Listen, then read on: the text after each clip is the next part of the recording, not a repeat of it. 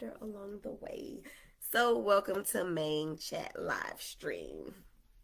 Oh, thank you, thank you, thank you. I need to sip of water, my throat dry.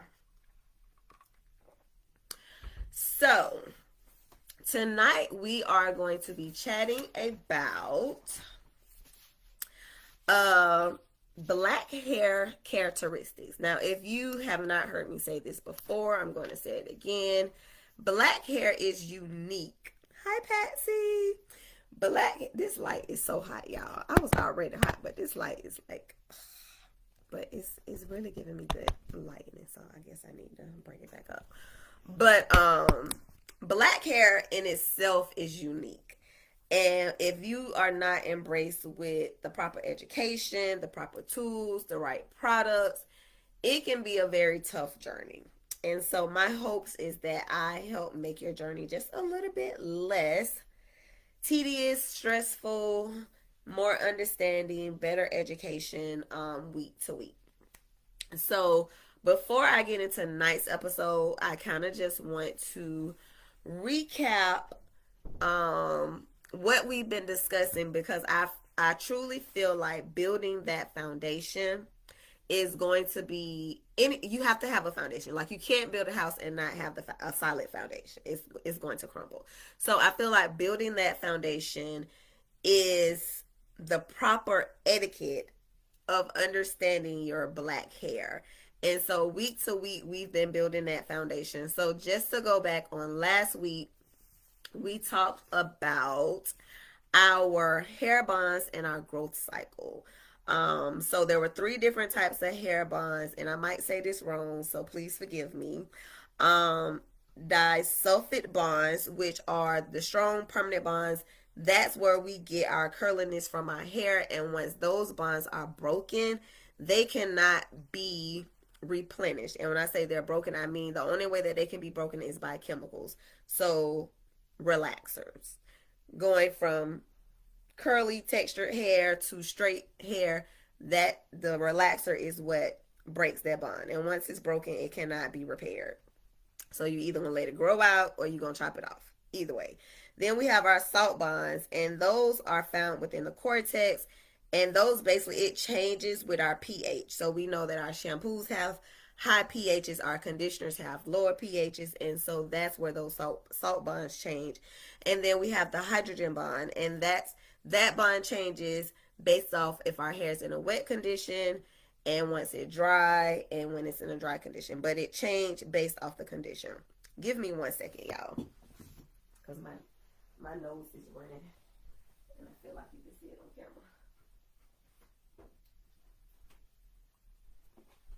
Not be eating my grapes. Y'all, my husband is stealing my food, my snacks. Okay, so yes, our hydrogen bonds. So those are temporary bonds, and it's affected by water and heat. And those hydrogen bonds allows us to get the different styles, whether we're doing a twist out, a wash and go, flat ironing, whatever that is. That's how that bond is affected. And so going from a wet state to a dry state. And then we talked about our growth cycle. We had the anagen cycle, which is our growth cycle. So that's when our hair is in a growing phase. And don't let nobody tell you that my hair don't grow. Everybody's hair grows. It's just a matter of retaining the length. And then we have our catagen phase, which is the resting phase. So after the hair grows, it rests for a period of time, and then it goes into the telogen phase, which is the shedding phase. You know, the hair naturally comes out, it naturally sheds, and you can identify your shed hair from breakage based off of that hair bulb that's at the end. And your shed hair is typically the same length as your hair. So if you have different length hair, look for that hair bud. That'll let you know whether it's shed hair or breakage. And then that last phase is the exogen phase, which is the dormant phase. Once it's shed, it lays dormant for an extended period of time. It varies based off of your age, but it can last anywhere from up to 5 to 7 months before it goes back into the anagen phase. And that particular follicle begins to produce another hair strand. So that was last week's episode. The week before that, we talked about our hair, understanding hair structure, understanding what hair is. Hair is made up of the hair shaft. It's the actual follicle. It's the strand of hair that we can visibly see. We talked about, that's when we really got into our D steps. We talked about how the hair is made up of mostly proteins, lipid, water, and different types of binding materials.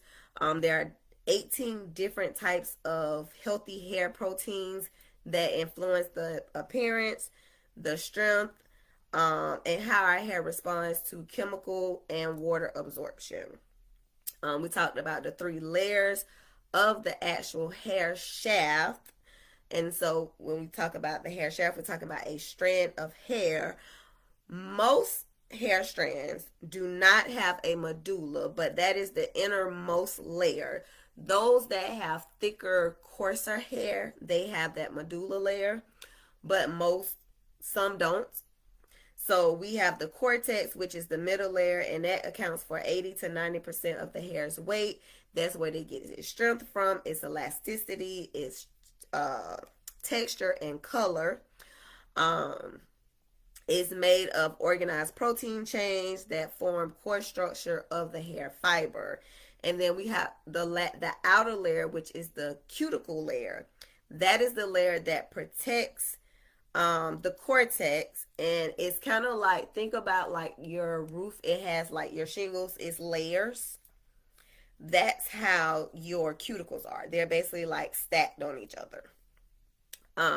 So that's our cuticle, and then our cuticle that affects the hair's appearance and condition of the cuticle. So anything that we do can disrupt the cuticle. So that's why we always talk about the products that you use, being gentle with your hair, like that affects the cuticle, which affects the appearance and the structure of the hair.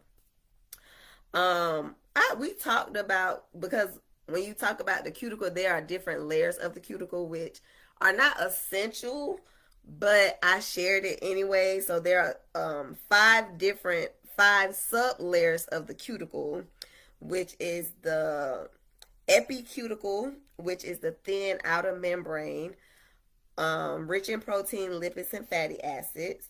Then you have the A layer that provides strength and protects against heat and mechanical damage. And this is all just relating to the cuticle. Then you have the exocuticle, which is just another defense layer that supports the cortex and helps resist any type of damage. You have the exocuticle, which is the pores. And when I say pores, we're talking about, pores is defined as small holes, basically. basically holes or penetratable. So the porous inner layer that swells with water and allows materials to enter or exit. So we talk about our porosity and how our hair absorbs water, whether you're high porosity, low porosity. This is that particular layer of the cuticle that allows that water to get in. And then you have the cell membrane complex, which is basically like a glue that binds all the cuticle layers to the cortex. That was a mouthful. But that was our part 4. Going back just a little bit. And the reason why I'm doing this is because what we're going to be discussing tonight, it's going to basically sum up a lot of this and maybe answer some unanswered questions that you may have. So if you have questions, please feel free to put them in the chat and we will get through them tonight. My goal is not to keep you guys longer than an hour, but if the conversation is good, then we might go over an hour, but no longer than an hour and 30 minutes. But and so we don't get to your questions tonight, we will definitely pick them up the following week. And so part 3, we talked about the sebaceous glands and scalp health. So our sebaceous glands is the glands that produce sebum. Sebum is our body's natural oil. It It forms on our scalp. It forms on our skin. The only parts of our body that does not produce sebum is the palms of our hand and the bottom of our feet, because those are the only parts of our body that does not produce hair. So any part of our body that produces hair, it produces sebum. And so sebum is a natural lubricant. It's a natural protector of our hair and our skin. And on average, we produce about an ounce of sebum every 100 days. On average, everybody's sebum level in production will vary, so it's not like a one size fit all, but on average. We talked about the function of sebum, what makes up sebum, which is glycerides, fatty acids, wax esters, squalene, I think I said that wrong, and cholesterol. And so when you think about like different I'm gonna keep that to myself. Okay, and so as I stated, sebum it's a moisturizing barrier for our hair and our skin. We talked about how, as a black community of black hair, how most of us at some point in our journey talked about having dry hair. And sometimes our dry hair can be from low sebum production, and sometimes it can be self-inflicted. Our scalp is skin, and it should be cleansed regularly like our bodies. And so when you are using heavy oils and butters on your scalp and you're not cleansing it, it creates blockage. So that also slow down your sebum, because it's not allowing the production to do what it's supposed to do. So build up on the scalp can be a factor in dry scalp. Using heavy oils and butters on the scalp, not regularly cleansing, or just genetics. Hormones, stress, diet, and also puberty also influence our sebum production. So that was part 3. Just trying to make sure I didn't miss like any key information. And so just thinking about how to properly care for your scalp. As I stated, just routine cleansing, making sure you wash your hair. I always say, don't go longer than 10 days. I know sometimes life be life, and we can't just like wash, because my goal is to wash every 5 to 7 days. But sometimes life does not allow us to do that, so you have to wash when you can. But try not to go any longer than 10 days. The goal is you want to beat your hair to dryness. Like if you feel like your hair is starting to dry out, you want to go ahead and wash it in. You don't want to wait till it's bone dry, because for one, you got to go through your rehydration process again. Wash day is going to be longer. It's just better to stay on top of it. And then you can use lightweight oils like jojoba serum. It mimics sebum, so you can use that like if you are producing less sebum and you notice you're having dry scalp. You can use jojoba oil, coconut oil, or argan oil. All of those oils kind of mimic sebum. So that's just proper scalp maintenance. And then, okay. And then not our first official episode, because our first official episode, I kind of introduced myself, how I came about, and I kind of already did it already. So that was part 1. But part 2, we talked about scalp health and growth. So we know that the scalp is the foundation to healthy hair. You cannot have healthy hair if you got a trash scalp, period. So if you want healthy hair, you got to get your scalp together. That means it's clean, it's well nourished, it's stimulated. When I say stimulate, you're giving your hair like scalp massages. That helps increase your blood flow. Increased blood flow creates hair growth on top of having a healthy scalp. We talked about the anatomy of the scalp. The top layer, which is the epidermis, that's the layer of the scalp that we can see. Here we go. Never mind. I'm in the camera. But I can't film part of it. There we go. But that's the part of the scalp we can see. That is the epidermis level. That's the epidermis. The dermis, that's the middle level of our scalp anatomy. That's where the collagen is that strengthens and support the scalp. And then you have the bottom layer, which is our subcutaneous layer, and that is where all our blood vessels and fatty acids are located. Far as our hair follicles and growth, each person has approximately, again, there's no one size fit all. This is just approximately. You may have more, you may have less, but about 100,000 hair follicles. And whatever hair follicles you have, this was already predetermined at birth while you was in your mother's womb. There's no product, there's no oil, there's no miracle mask that will make you get more hair follicles. It is what it is. So take care of the ones that you got. If you're experiencing scalp issues, extreme hair loss, excessive shedding, like if there's something going on that's just like out of the norm, I recommend that you go see a professional, go see a dermatologist, talk to your primary care about it, allow them to point you in the right direction. But you want to save your follicles because once they're gone, they're gone. You can't get them back.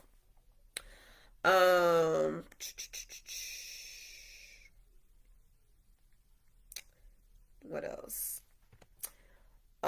New cells are produced at the follicle while our oldest cells, they harden and they grow outward. That was kind of because I feel like I missed a whole bunch of stuff in between there. But our hair bulb at the follicle base, the bottom, that's where it produces our melanin, and it also determines our hair color. So that's just a long but short recap of the last 5 parts of main chat live streams. So I hope that you were able to catch up. I did share with you all that Facebook is gonna be Facebook, and so they informed me and anybody else that do lives that after 30 days the lives will be deleted. So which kind of sucked because as the audience continues to grow, and I like reference back to part 1 or part 2, those episodes wouldn't have been there, but they do allow us to download them. So I am downloading them and I will pin them on this page at the top so you can still go back and reference. But they won't be like attached to my live events as these are. So after 30 days, they say they're going to delete them and then I'll just repost them. So that's where we are now. So if you have any questions, let me know because that was like a mouthful. And I'm going to take a sip of water and check the comments. Oh, thank you, Katina. Yeah, I figured that going back would be a little helpful, especially for those that maybe just joining for the first time. They're like, what is this girl talking about? Like, I feel so lost. And I don't want no one to feel lost. So please post your questions in the chat. And all of these ladies that I've seen in the chat so far, they are very informative.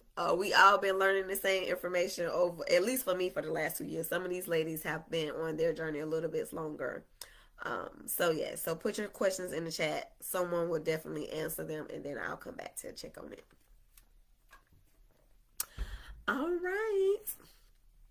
So tonight we are talking about black hair and its health and its characteristics. So first and foremost, your natural hair journey, experience, goals, all of that is a proactive approach. You are your biggest hair cheerleader. You know more about your hair than anyone else. If you were to go to your stylist or you find a stylist, like you should be able to tell them all things about your hair. And reason being is because it's your hair. Like building that relationship is so fundamental in this journey because our hair will not love us if we don't love it back. If we talk negative towards our hair, it's going to give us negative results. If we trash talk our hair, it's going to give us trash results.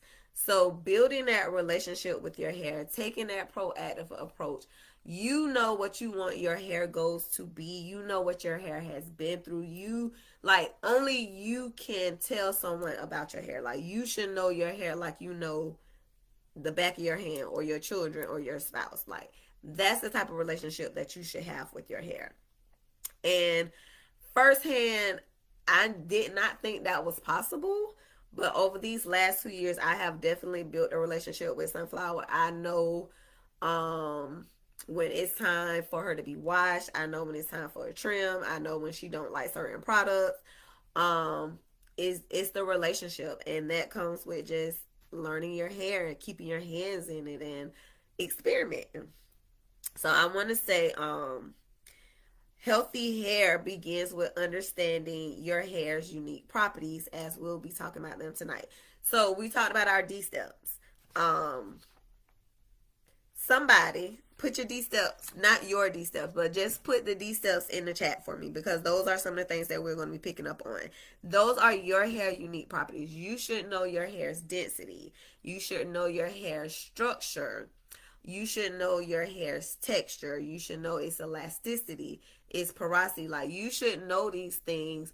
So when you do find yourself building that relationship with a stylist, whether they're a natural stylist, a chemist, a colorist, um, whatever their professional title is as a cosmetologist or stylist, like you should be able to tell them these are the things that I've observed of my hair and allow them to say, yep, you're correct. Or I wouldn't say that you have like a soft, a silky texture. It's more like a cottony texture. Like you should be able to tell your stylist more about your hair than they can tell you. Um, we talked about that connection with your hair and knowing you know your hair's history and you know it goes. Be committed to the hair, but also be committed to having an open mind. Um, I learned so much, so I had to unlearn so many things when it came to my natural hair or just natural hair in general. And I always go back to the myth that water was bad for our hair. Most of us growing up was like we hated water. We hated wash day. We hated getting in the pool or going to any type of water source because like we were told like water was bad for our hair. And now all these years later I realized that that was not the truth. My hair actually loves water. My hair actually needs water, and water is the very first product that you're going to put on your hair. So, being committed to unlearning some of the hair myths and wise tales that we were once told, and being open minded to learning something different and trying something different that may work for the best interest of your hair. So let's get into our hair characteristics. So basically, you only got two phases. Well, not two phases. You got two options. You can be natural, like no. When I say natural, I mean no relaxers. Um, that's what I when I say natural. That's my definition of being natural. Like you're not uh relaxed or chemically straightened. You can be natural with color because color is technically a chemical. So you can be natural, meaning no relaxer, or you can be chemically straightened. Though, like those are the two characteristics. When we talk about our natural hair and its natural texture, natural hair it curls, it bends, it kinks, it twists. It's like you never seen. Like I don't think there's no other hair texture that's similar to ours. So that's unique in itself. Um, our kinky hair, and I thought this was very fascinating when I learned this. I was like, oh wow, like I never thought about why my hair curled the way it did. I thought, I mean, that's just what it did.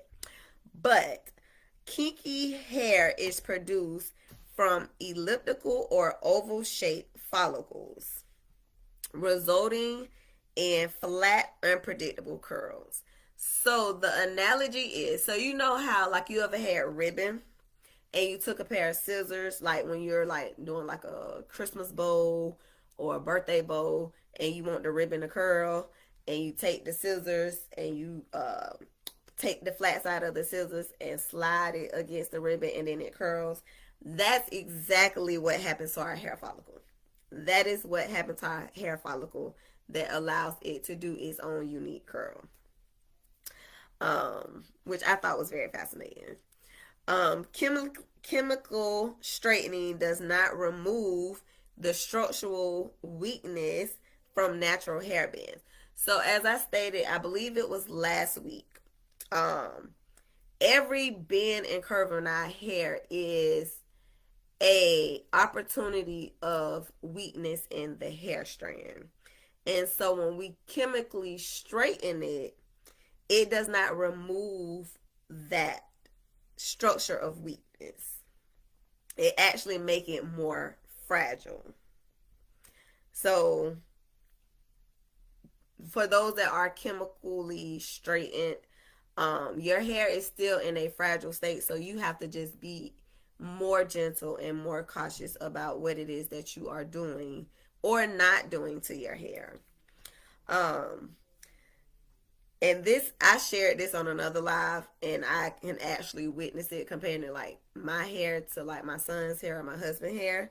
But it said that men typically have larger hair shaft diameters and coarse strands compared to black women. Now I was like, huh. And I remember the first time I touched my, not the first time, but building relationships with my hair, I have no choice but to build relationships with my family members' hair because I'm kind of always in it. But I remember the time that I touched my husband's hair, and I was like, oh, why I feel like that? Like it felt so coarse, and his hair strand was so thick, and I was like, oh my God, why do your hair feel like that? And when I found this information, I was like, wow. So he definitely has a medulla, the medulla layer of his hair. I don't. I have fine hair. He definitely has coarse hair as well. I think my son is like medium. His hair doesn't feel as thick as his dad's own, but it is much more thicker than mine and my daughter. But I found that to be very fascinating. So let's get into the elephant in the room. Now, most black people, most black haired women, this is their ultimate struggle. Can y'all tell me what it is? My chat is a little dead. Is y'all still there? I see I have some viewers. I don't see nothing in the chat. Is y'all still with me?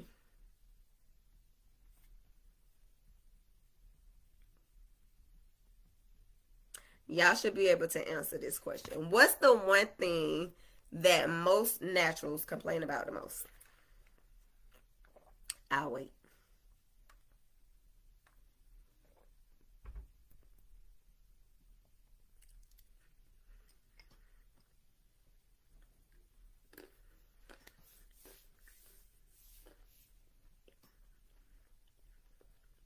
Y'all, I'm so hot. I need a fan.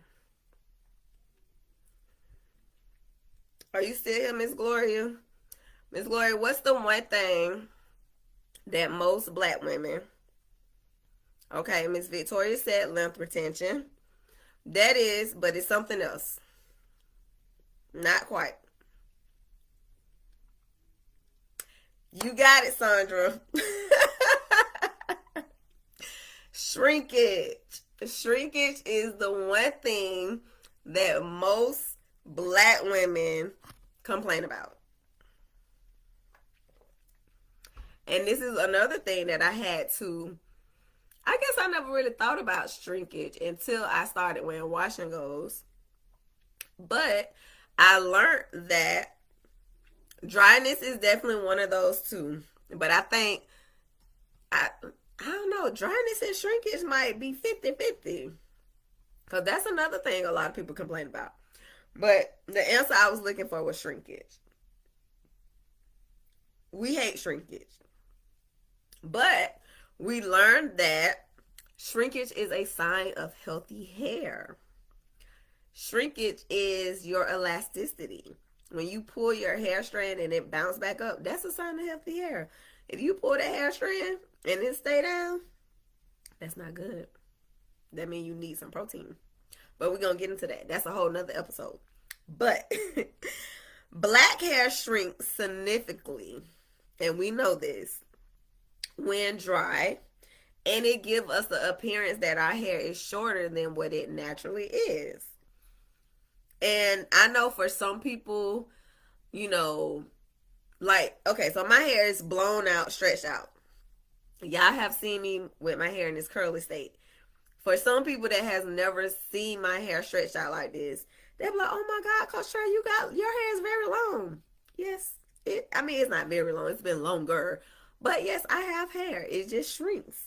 That's a natural part of natural hair. But my hair is in a healthy state. If it was stretched out like this while it was curly, something's wrong with that. But that's a natural part of having shrinkage hair. And shrinkage varies. It varies based off of your curl pattern. For us that have tighter curls, we're going to see more shrinkage. Our hair is going to really hug on our scalp. For those ladies that have looser curl texture patterns, like Miss Victoria, she has looser curls. She won't see as much shrink. Like, it's going to shrink, but she won't see as much shrinkage compared to us tight curlies. But it's normal, and as I stated, it's a sign of healthy hair. So if you are one of these ladies that, "Oh my God, I hate shrinkage, I need to blow my hair out every day," or "I don't want to wear my hair in a curly state because it looks like I'm bald head," that's one of those things that you're going to have to accept and learn to embrace, because that's a part of the natural hair journey. Miss Simone said, "Even though I'm not answering questions or asking questions or making comments, it's because I'm listening only because I'm cooking dinner." Oh, thank you. I appreciate you keeping me buzzing while you're cooking dinner. I appreciate it. I know y'all listening. I just needed to get the chat going. Miss Gloria say, "I'm a member of the tight curl family." You and me both. You and me both. But when you learn that it's a sign of healthy hair, you be like, "Well, that's just what my hair does. It's healthy." And if your goal is healthy hair, then embracing the shrinkage should just be something to roll off the shoulder. So this is another thing that I've seen a lot in our master classes. Women who feel like their hair is not in a healthy state because it does not have any shine or sheen. So we're talking about unique characteristics. So for one, our hair in itself is unique because of how it curls and how it bends and the texture of it. That's one unique characteristic. Whether you're a tight curly, a loose wave curly, or a deep wave curly, your curls are unique to you. The other characteristic that we talked about is shrinkage. Shrinkage is a natural part of having natural, healthy hair. This next characteristic is the shine or the sheen that some of us lack. And it's not that your hair is not healthy. It's just that all hair does not shine. So let's understand why. Black hair tends to have more of a matte sheen rather than a outright shine. So my stylist told me at my very first curly cut appointment that I had matte texture hair. And so if you are a lipstick girly, then we know that matte, it does not shine. It pops, but it does not shine. Like, you can see it. It does not shine. So that's just what matte is. And then you have some people that they do have that shine to their hair, and it could be the products that they're using. I know back in the day we used to use oil sheen. Y'all remember oil sheen? Spray it all over your head to give it like that little gloss. We're not doing that no more. We embracing our natural texture. Tight curls do not reflect light like straighter hair does. So when you think about how light reflects off of the hair. So when your hair is in a straight setting, or it's in a straight appearance, the light from the sun can bounce off of your hair strand and reflect the appearance of shine or sheen. However, when you're talking about curls, the light can't bounce off of this. It's too much going on. The light don't know where to hit it at. So we don't have that appearance of shine. That does not mean that your hair is not healthy or it's not moisturized. You might look at your hair and be like, oh my God, my hair looks so dry. But then when you feel it, you be like, oh, it's not dry because I can see the oil products on my hand. So that's one of those things of learning the characteristics of your hair and what that appearance will look like for you. Okay. So the lack of shine does not indicate poor hair health.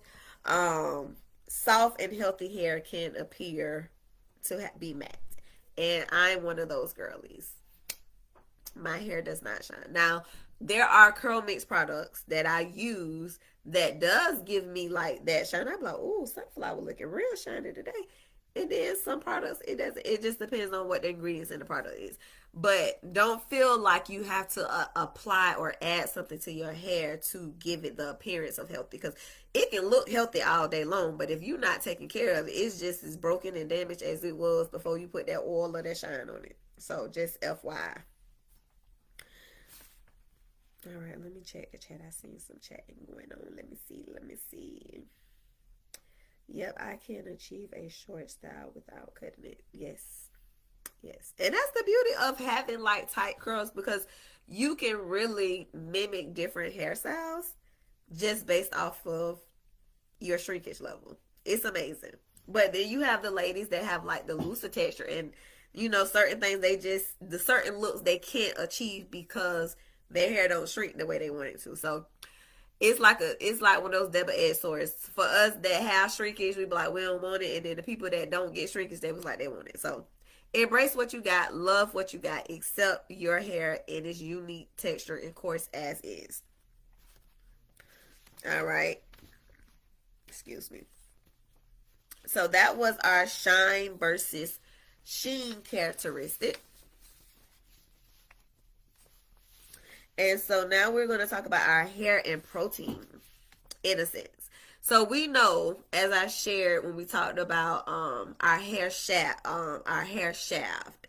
and what makes up a hair shaft. And a hair shaft is just a hair strand. Hair is primarily made up of protein, particularly in the cortex, which determines the strength and durability of your hair strand.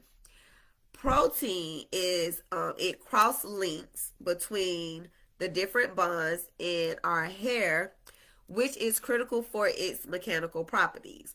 So our protein makeup and structure, or lack thereof, plays a critical role in the health of your hair, just like it does in our body. Like our body need protein for our muscles and our bones. If we don't have that protein, we're going to have, our bones can't be strong. So if our hair does not have protein, that means the hair can't be strong. That means like soon as you touch it, it's gonna break off.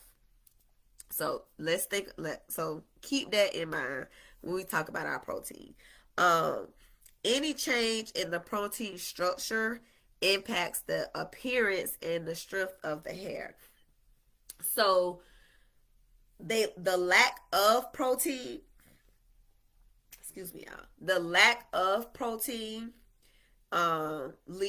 makes the hair weak. It affects your elasticity. If you pull your hair and it does not bounce back, that means that it needs more protein. However, too much protein is bad as well. So too much protein leaves the hair dry, it leaves it brittle, and it leaves it prone to breakage. So too much protein, you touch the hair, it's going to fall apart. So having a well balance of protein and moisture is one of the keys to length retention, I don't know why I keep pushing this the wrong way, because in the mirror, in the camera, it look a different way. But having a well balanced protein and moisture balance for your hair routine is essential. And again, that's a different episode and conversation that we'll have in the weeks to come. But just understanding that your hair is made of protein, and understanding that protein affects the strength and the durability of your hair. It also affects the appearance of your hair. So we need protein. The hair is made of protein. Just like our bodies are made of water. We need water for our bodies to function. Our hair needs protein for the protein to function. And so, and then that protein also, again, it plays a part in the elasticity in black hair. And so when you define elasticity, it's the hair's ability to stretch and return to its original length without breaking, as I demonstrated. Um, Healthy elasticity allows us to style our hair without damage. So when we rock our ponytails, well, I don't rock ponytails no more, but when we rock our ponytails, like if our hair does not have elasticity, we wouldn't be able to pull it back into that ponytail. We wouldn't be able to do the variety of different stylings that we do if we didn't have healthy elasticity.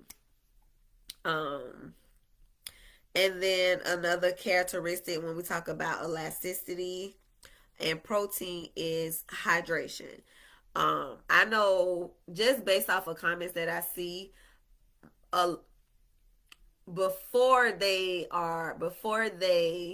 unlearn what they did not know, most people associate hydration with your products. And tip on, how can I say this? Products is not your first source of hydration. Water is your first source of hydration. Your products is going to lock in that hydration.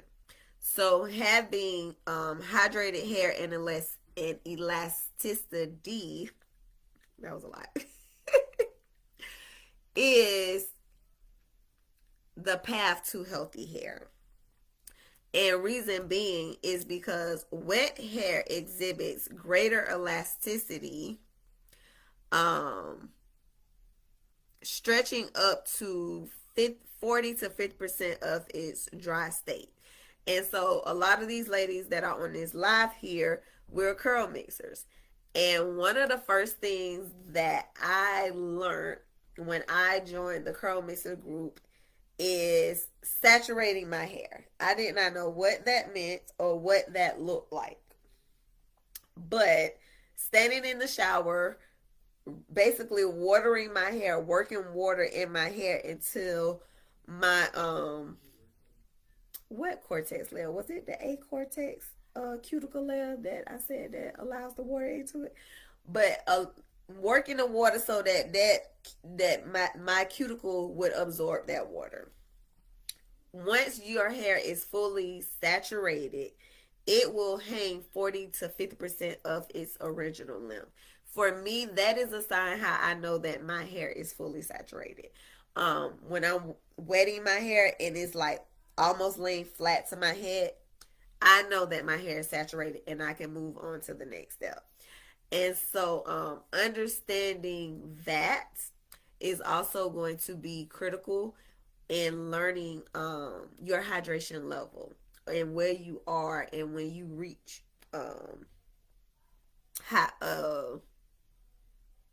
hydration. How can I say this?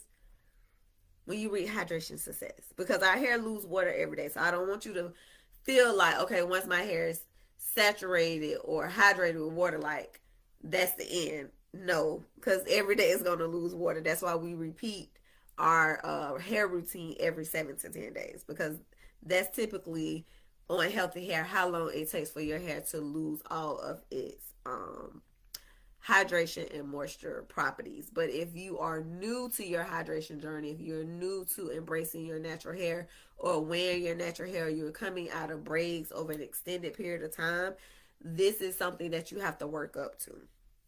And it's okay. It took me about 90 days, but I was washing every 2 weeks to get my hair to an adequate hydration level.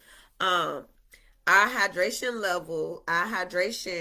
relaxes that hydrogen bond in the cortex. So remember, I told you that hydrogen bond it changes whether it's in a dry state, if our hair is in a dry state or a wet state. So when we're saturating our hair, it relaxes the hydrogen bonds in the cortex, which allows it to reduce breakage during styling or combing, which is why it's not recommended.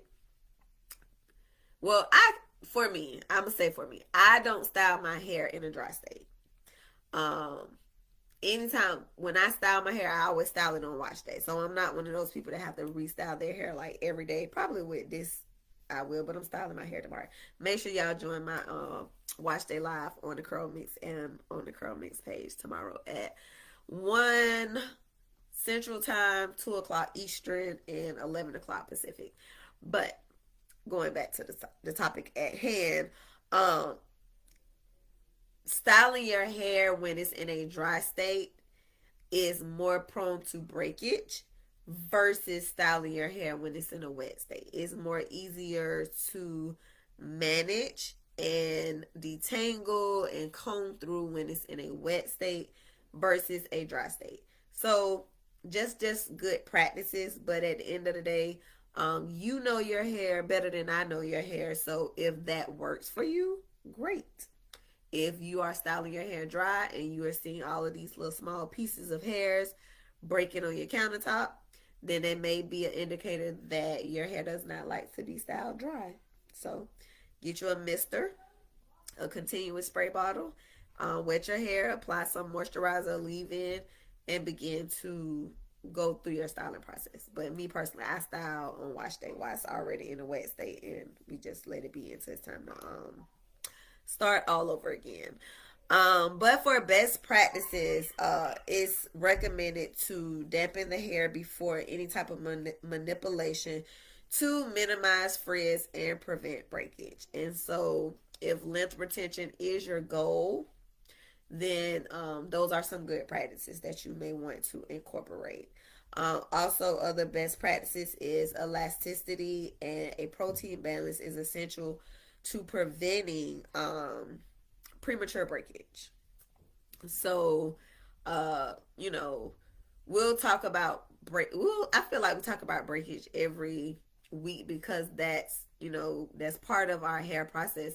If we don't take care of it, if we're not conditioning, if we're not moisturizing, if we are rough handling, if we're not using the proper tools, then we're susceptible to breakage. I don't think we can avoid breakage altogether, but we can definitely minimize it by doing best practices. And so, do anyone have any questions, or would you like to add something to this conversation as we get ready to wrap up our unique hair characteristics when it comes to black hair? Is there something that I forgot to mention? Because I'm pretty sure it is. Because like every Wednesday night when I'm laying in the bed, I was like, oh, I forgot to say this, or I should have said that.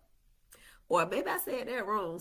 So, is there anything that you guys would like to add to the conversation? Because this is a chat, and we're supposed to be discussing the topics at hand.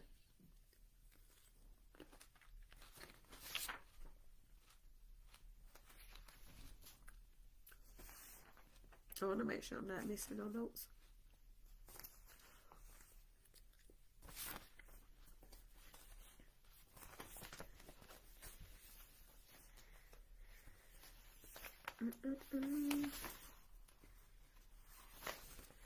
Okay, so I'm gonna put the RD steps in the chat, and I have to give a shout out to one of our coaches, our Curl Mix coaches, Coach Janet.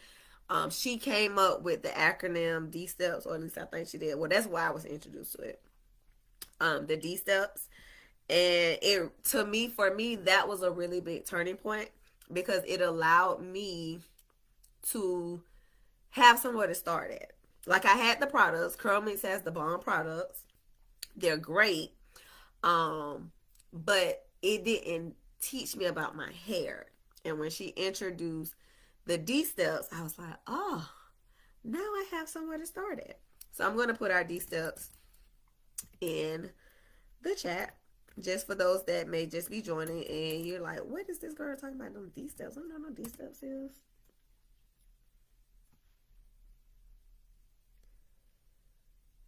Mm-mm.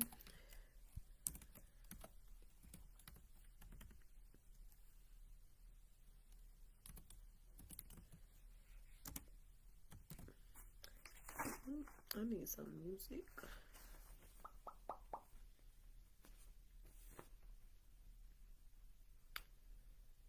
Mm.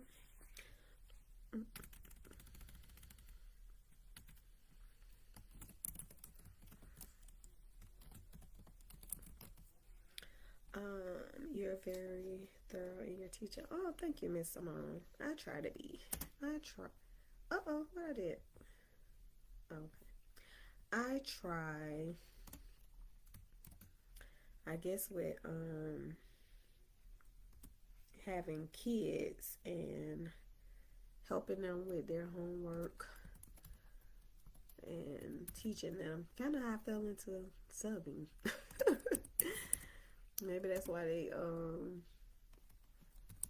I get highly recommended for different jobs.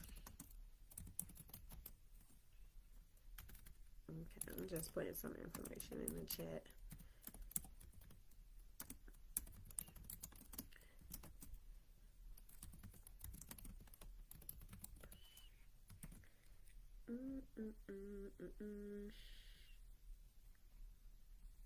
My hair is real thin and fine. What can I do to strengthen or thicken it? So, Miss Arnice, I'm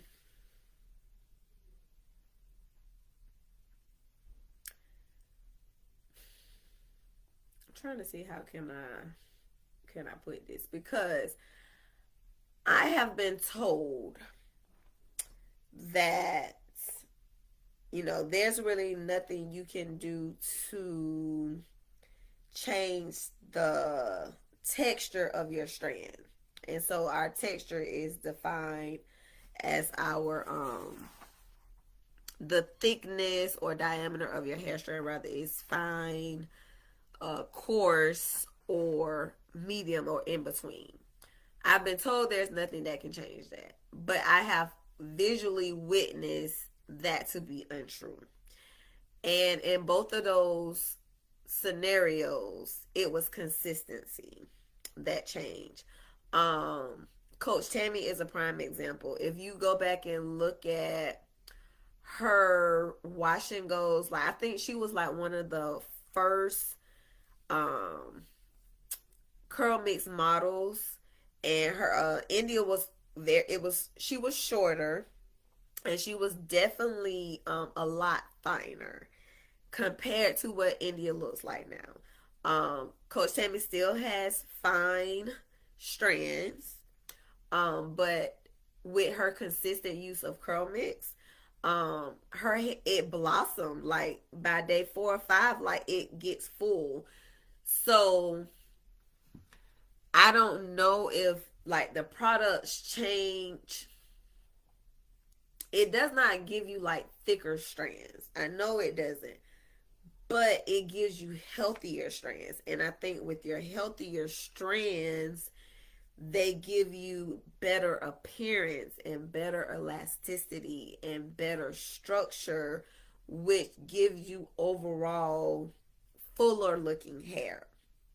And the same thing with my baby boy, with Sir, or Mr. Curl Popper. Um, I started using curl mix on him in 22. We all started using it at the same time. He was born in 18, 19, 20, 21, 22. So he was 4 at the time. For the first 4 years of Sir life, nobody could tell me that Sir would have like thick hair. His hair was always fine. It was very thin. It was fine and it was thin, and like I could literally see his scalp. Like no matter how much hair he had, I could see his scalp. With our consistent use of using curl mix, y'all see what her hair looks like. So, I think with consistency, you will begin to have better structure and texture and fullness, if that makes sense. I hope that makes sense. Um, but I think with consistency. How long? I know you're a curl mixer. How long have you been using curl mix?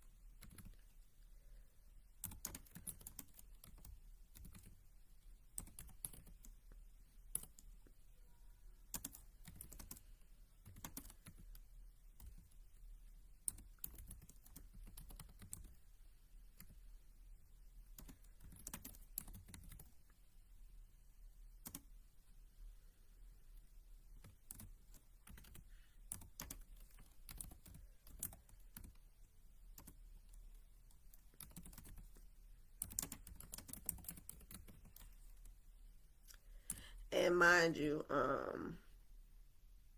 sir, we've all been on this journey for 2 years. So the progress that you are seeing with his hair is 2 years of consistent progress.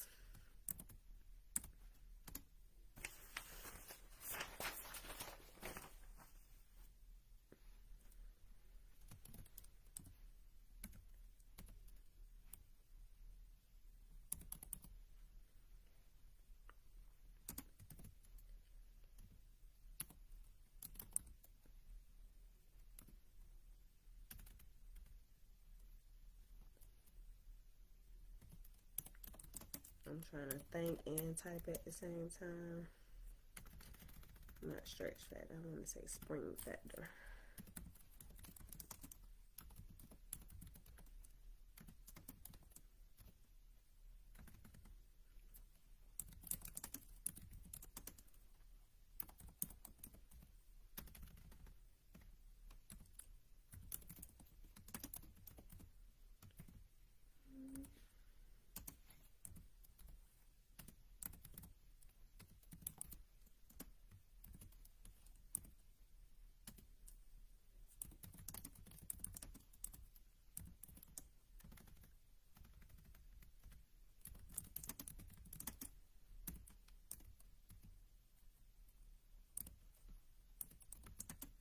Spell that so long.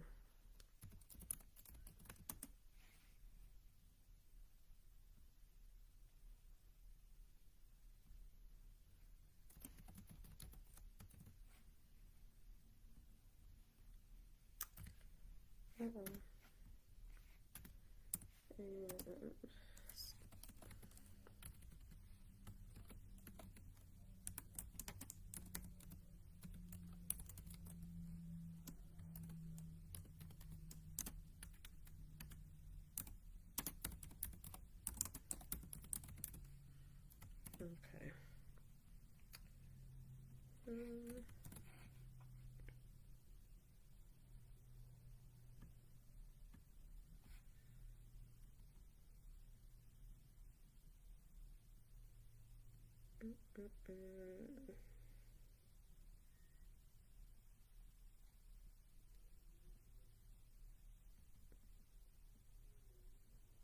Okay.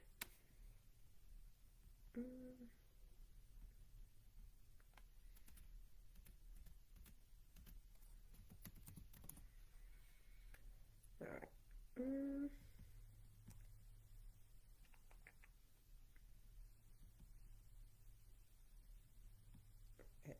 So I put a quick little kind of tried to break down these steps in definition wise.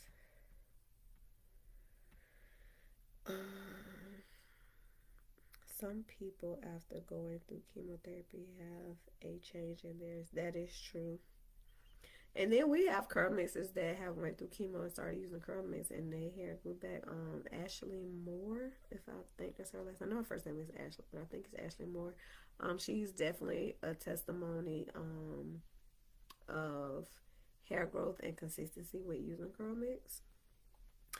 Tajay looks much better than she did a year ago.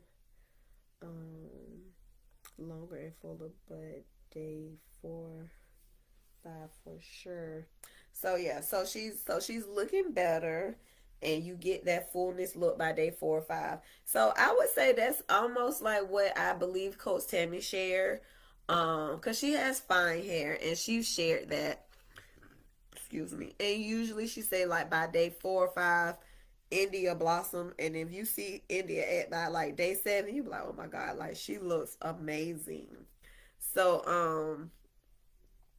I think you're on the right path. I think you're on the right path. You're being consistent. You're seeing changes. I think you are. I don't mindset wise. I don't think you're gonna have that fullness on like day 1 or 2. Your hair is just not going to do that. So accepting that by on day 1 and 2 is, it may look flat or it don't have that volume or that fullness, and that's okay. But you know, in the days to come, it'll get there. I do spa day once a week. Been using 1 year now. Okay, so yeah, you're. I think you're on the right track, and you shared that you're seeing progress. So just continue to keep being consistent. And I also think with Coach Tammy too, her hair has gotten longer. So the longer it gets, the more fuller and that elongated look.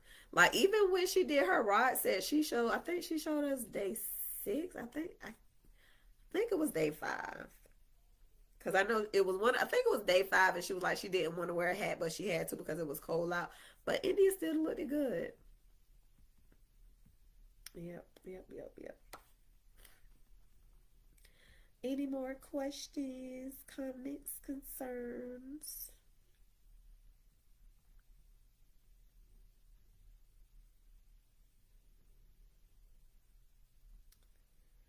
Trying to make sure I didn't miss it.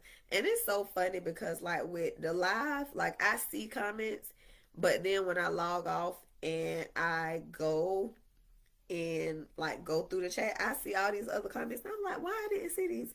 So I'm pretty sure there are more comments that are actually appearing. Um, but I thank you guys for joining me tonight. Um, please feel free to share this live.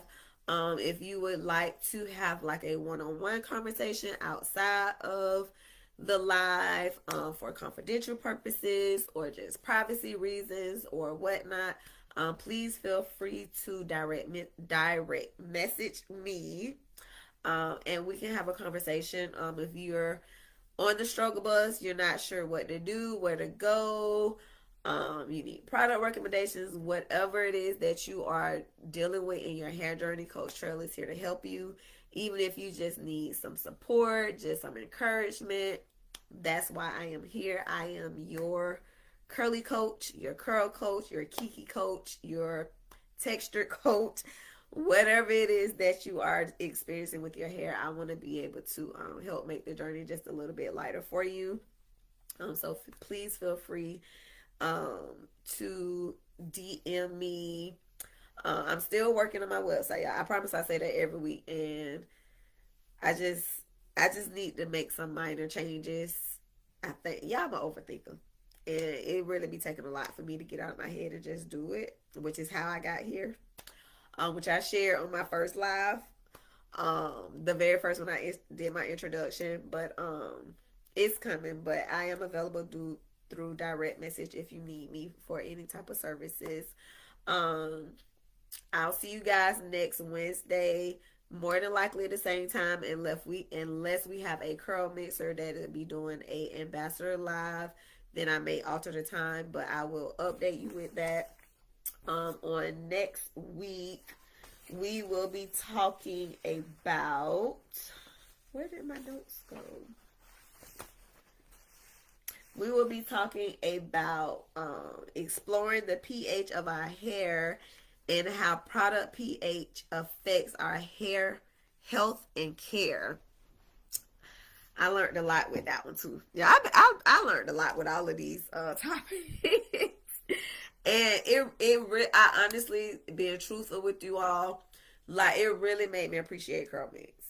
It really did make me appreciate curl mix and the quality of ingredients and their intentions with their products.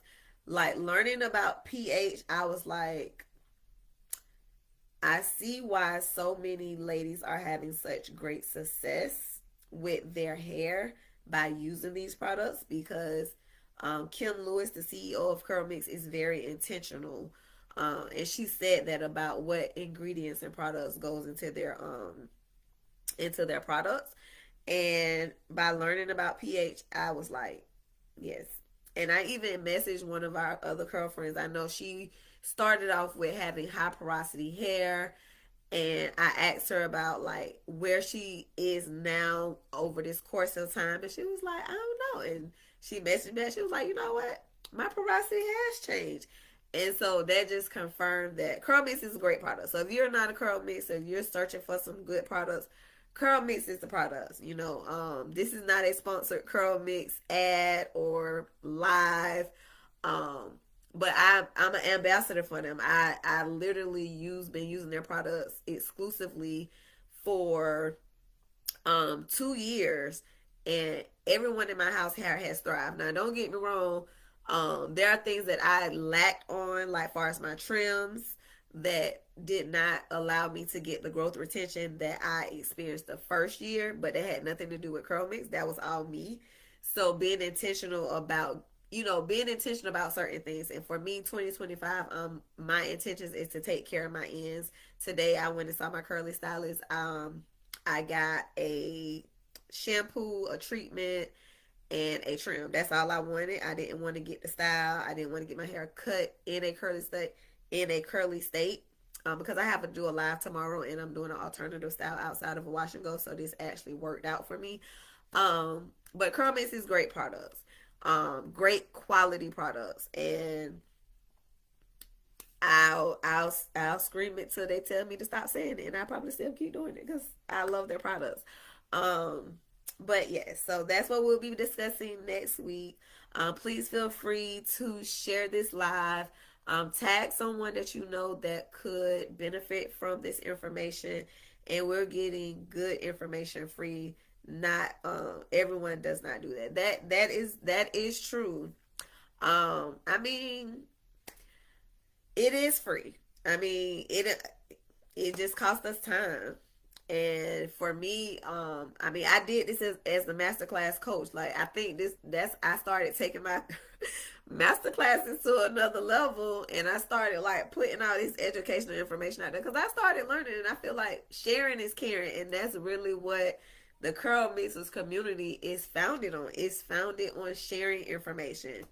And as I said before, not everyone is a curl mixer, but I feel like everyone should have access to this information.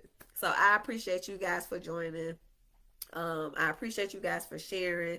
I appreciate you guys for commenting. I appreciate you for sticking out with me week to week. I look at the viewers, and every week is growing. So that just let me know that I'm on the right path. I'm doing what my passion is, and that's really sharing information. I've fell in love again with hair. Thanks to Curl Mix. So I always thank Curl Mix because like they reopened a passion that was dormant, and they made it come back to life. And I appreciate you guys going on this journey with me and sticking it out with me week to week. So I will see you guys next Wednesday.